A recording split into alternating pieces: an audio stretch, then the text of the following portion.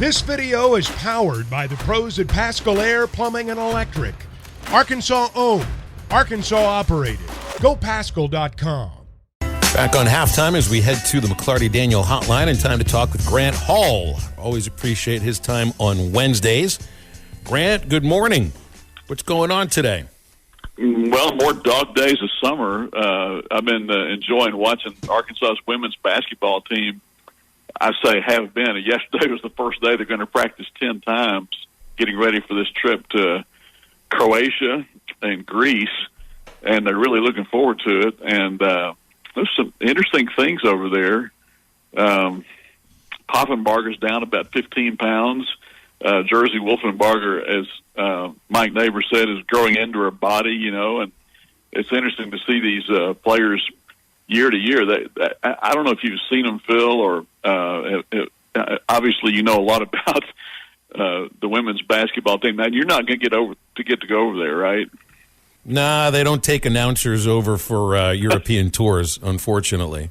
We get to do everything else involving games. We could have both went. I could have practiced being the color, and we could have had a good time, man. We could have still have done the show. Absolutely. Yeah, I think didn't Zim and Brett Dolan though do Flow Sports broadcasts of the men's team on their European tour last year? We don't have that kind of a setup though. It's unfortunate because I don't know. I had all sorts of plans to go hang out in great spots in Greece and Croatia, and I'm just going to have to stay in Arkansas instead. They're going to do boat rides. I guess they're going to pick up Christina Sanchez or bring her back over there, from Spain for the return trip. But I tell you, Talia Scott is a very good-looking athlete that the fans will enjoy. Sasha Goforth is back, and we've talked about this, Phil, but she went through the entire practice and looked, like her old self. So that's a big plus for this team. A couple of the newcomers, Carly Johnson and Carly Keats, both flash some ability out there. And Jenna Lawrence, the 6'3" kid from Farmington, who could, I tell you what, Phil, they've got 7 kids who are 6'1" or taller. Mm-hmm. And I don't think we've seen that before from this team. And even, Emory Ellis, who's kind of played a little bit in her career, was hitting 3-point shots yesterday. So, it's just one practice that I'm looking forward to watching them some more before they go over there. But it gives Mike the luxury of looking at different combinations and finding out a little bit more about his basketball team. Yeah, I read Ethan Westerman's piece in the Democrat or Whole Hog Sports this morning. He also attended practice. And, when you think of Mike's teams, you think of speed and getting to the rim and the ability to get to the foul line and shooting from the outside. You don't think of using the length of the floor defensively too much. And that is another thing that stands out. Ethan wrote about it, and Mike talked about it yesterday, that they're going to press. They're going to use that speed differently. But, you also refer to the size on the team. There's height on the team previously, but not necessarily like the size, the strength that goes along with that height. And it sounds like at least Wolfenbarger, Saylor, kind of growing into that size in a way where they can't. I think Saylor was a really good defender last year. There's still room to get better. And for Jersey and for Mariam and Jenna, it sounds like there might be more rim protection for this team too, along with the sort of speed to press, which Mike's never done much of that. Yeah, he said it's the first time since 1996 that he's. I asked if he'd. I saw Nolan Richardson on the golf course a couple of weeks ago. I said he said he hasn't asked him, but he watched a lot of Nolan's practices back in the day, and they did some of that yesterday. There were probably 50 coaches or so with his clinic that's along with this thing. So Mike was kind of in the way that Nolan during the Final Four times would run up and down the floor with his team and yell at them quite a bit. Mike was pretty active yesterday, and so was Todd, his assistant coach, who, as you know, is very good. Grant, I was watching a little bit of the Open, and with Brian Harmon coming back and winning, and with how much longer do we have until the Ryder Cup? And Zach, who would you take if you're Zach Johnson with your captain's picks?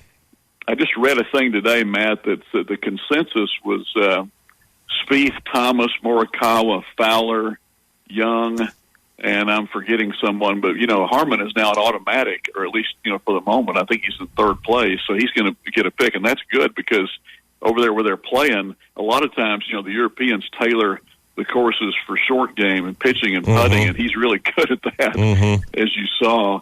But the one guy that's kind of Justin Thomas right now is on the outside looking in, but it's hard to imagine that they wouldn't pick him with 2 PGA championships.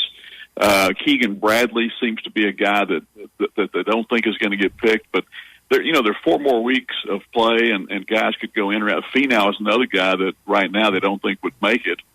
But I guess that's a better problem to have than not enough. But I don't think this is going to be any pushover, Matt. The U.S. hasn't won over there in 30 years. And the Europeans with Rahm and McIlroy and this Moronk is a pretty good player, and Straka, who's been really hot lately. I don't think it's going to be easy at all. And but I really liked Harmon. I watched him on Saturday afternoon after he completed the play, and he had a nice lead.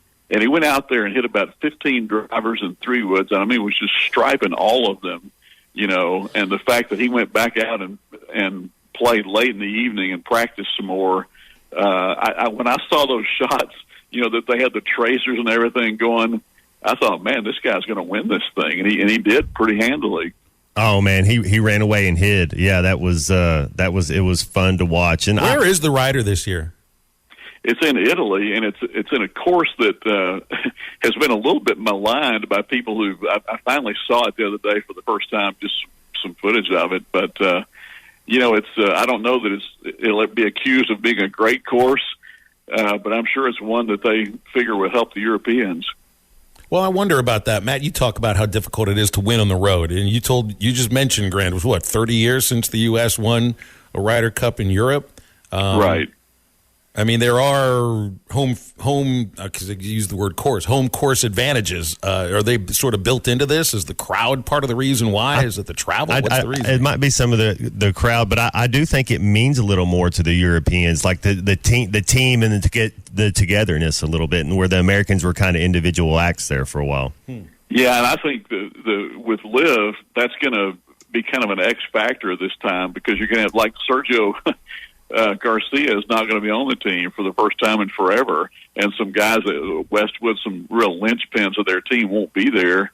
But on the U.S. side, another potential thorn is Koepka, because right now he's in there automatically, but it looks as if he might not stay in because he can't earn any more points, with these playoffs coming up. And it's hard to see how you would not put him. You got to pick him, right? With 5 major championships. Oh yeah, yeah. But I mean, you kind of wonder what that does to the team chemistry with a Liv guy in the room. I mean, I think they like him all right, but it's certainly a different situation this year. Yeah, I mean, that is how personal, because I want to win, Grant. I want the best players out there, but it's are they hurt that way? Are they able to get over it? Yeah, and Dustin Johnson's another guy that you think, wow, how could you leave him? But he had a terrible British Open, and I don't think it's just torn it up on the Live Tour, so I don't think that he's going to make the team.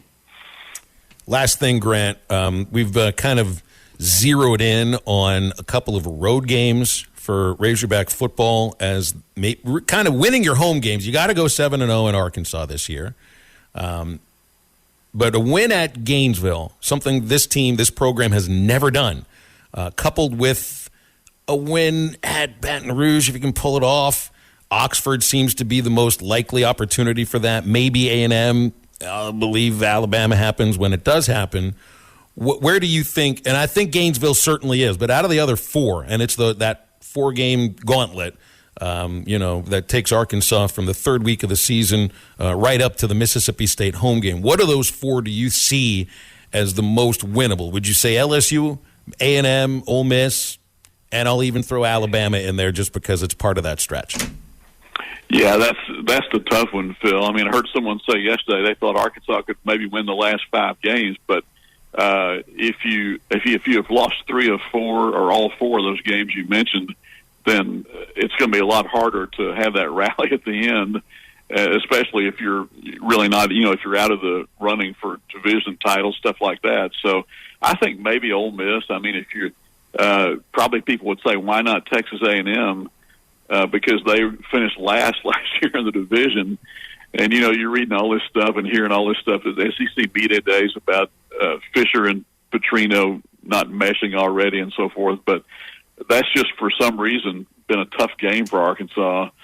So I don't know. What do you think, Matt? What do you think, A&M or Ole Miss? Which is the more likely? A&M being that neutral site. I got A&M as the most improved team. I really think they can go last to first. Oh, that Ole Miss game, they play Alabama LSU right before we go play them. And last year we punched them in the mouth, so they might be a little beat up. So that I kind of like that Ole Miss game. If I had to choose one. Yeah, it's not a great schedule for them just because of how that lays out there. But if they can get through at 2-2, then they probably would have something going. I'd take 2-2 right now. Sign me up right now. Absolutely. Yeah. They win 2 of those games, then 10 wins is not out of the realm of possibility. They win 2 of those 4 games. I think that they can pull it off then. If Alabama doesn't establish a quarterback, who knows? Stranger things have happened, but I wouldn't count on it. BetOnline is your #1 source for all your betting needs. Get the latest odds, lines, and matchup reports for baseball, boxing, golf, and more. BetOnline continues to be the fastest and easiest way to place your wagers, including live betting and your favorite casino and card games available to play right from your phone. Head to the website or use your mobile device to sign up today and get in on the action. Remember to use our promo code BELIEVE, that's BLEAV, for your 50% welcome bonus on your first deposit. Bet online, where the game starts.